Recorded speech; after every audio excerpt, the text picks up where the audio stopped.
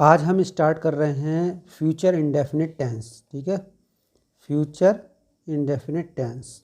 ठीक, तो इसकी पहचान क्या है? इसके अंत में गा है, गे, गी, इस तरीके के वर्ड आते हैं फ्यूचर इंडेफिनिट टेंस में। ठीक, अब फ्यूचर इंडेफिनिट टेंस का रूल देखें। सबसे पहले अफर्मेटिव के रूल देखें कि अफर्मेटिव में सबसे पहले सब्जेक्ट, जैसे सब में चलता है वैसे इसमें, फिर इसमें गा, गी, गे की क्या आती है? विल या शैल आ जाती है। क्या आ जाएगी? विल या शैल आ जाएगी। ठीक है, उसके बाद वर्ब की फर्स्ट फॉर्म लग जाएगी और फिर ऑब्जेक्ट लग जाएगा। क्लियर? इसी तरीके से देखें, नेगेटिव का है तो नेगेटिव का वर्ड ऑर्डर क्या होगा? तो नेगेटिव में आप देखो, सब्जेक्ट, फिर विल या शैल लग जाएगा और फिर नॉट लग जाएगा। क्या लग जाएगा? नॉट लग जाएगा। ठीक है, और वर्ब की first form object, full stop. Interrogative में विल या शैल, यानी ये वाली चीज़ इधर आ जाती है, बस इतना फ़र्क होता है।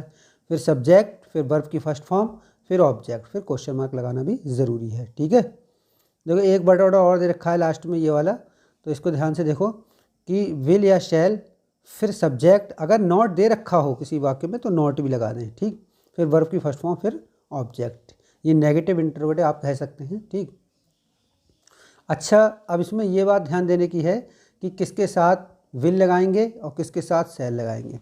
तो जो फर्स्ट पर्सन होंगे, देखो विल किसके साथ लगेगा? पहले शैल का बता रहा हूँ।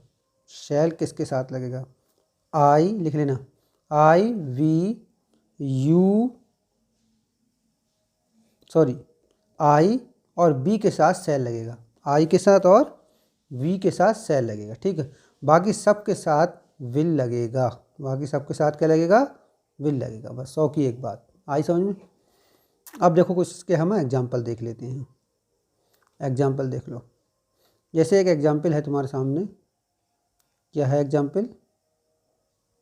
एग्जाम्पल है राम गाना गाएगा। तो यहाँ पे देखो गा आ गया, तो राम गाना गाएगा, तो सबसे पहले सब्जेक्ट लाएंगे राम, फिर अकेला है, लड़का है, नाम है तो विल।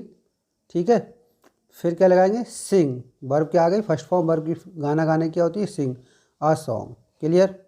आगे देखो, उसके बाद है वह पत्र लिखेगा। तो सब्जेक्ट हो गया वह, ही।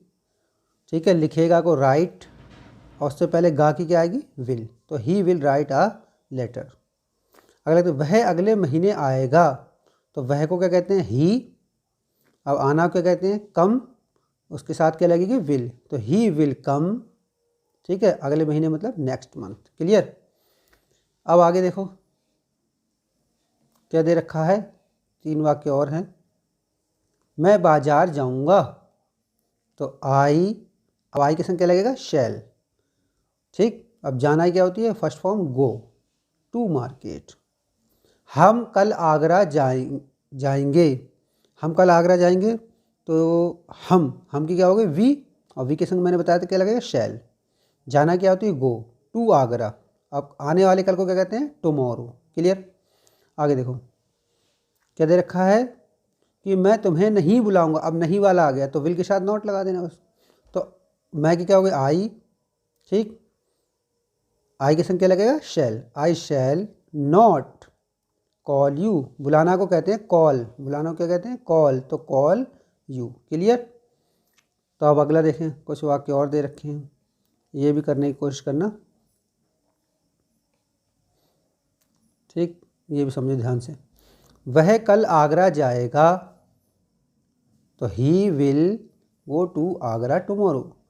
ठीक है, किसी भी जगह का नाम होता है तो बड़े अक्षर से लिखा जाता है। मैं आपको धन दूंगा। तो आई शैल, देना की क्या होती है? Give you money. क्या पिताजी आपसे बात करेंगे? तो क्या से शुरू हो रहा है, तो क्या वाले में बताया था वर्ड ऑर्डर तुम्हें। बस ये विल या शैल होते हैं, ये पहले लग जाते हैं, बस इतना सा फर्क होता है। तो विल फादर बात करेंगे, बात करना क्या कहते हैं? Talk to you. ठीक, सोहन कल बाजार से कपड़े खरीदेगा। तो सोहन विल लग गया, बाई, खरीदना क्या कहते हैं? By the clothes from the market. From का मतलब से। ठीक है, मैं आपको उसका पता नहीं बताऊंगा। ये अगला टेंस देखो, मैं आपको उसका पता नहीं बताऊंगा।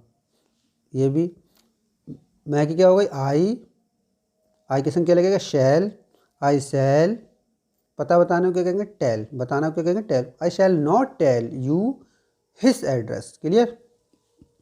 आगे देखो, कल कोई कहीं नहीं जाएगा, तो कोई नहीं को कहते हैं नोबडी। कोई नहीं को क्या कहेंगे, यहाँ सब्जेक्ट क्या होगा, किसके बारे में, कोई नहीं। कोई भी नहीं की क्या हो गई, नोबडी। अब नोबडी कोई भी इंसान हो सकता है, तो आई और वी तो नहीं है ना, तो इसके संग लगेगा विल लगेगा। नोबडी विल, जाना है क्या कहेंगे, गो। अब कहीं नहीं को कहते हैं एनीवेयर। एनीवेयर। क्लियर। तो ये बना लेना, अपनी कॉपी में लिख लेना। उसके बाद में कुछ एक्सरसाइज भी डालूंगा, एक्सरसाइज 1 और 2 इसकी कराऊंगा, इसी तरीके से कंटिन्यू रहेगा। ठीक है।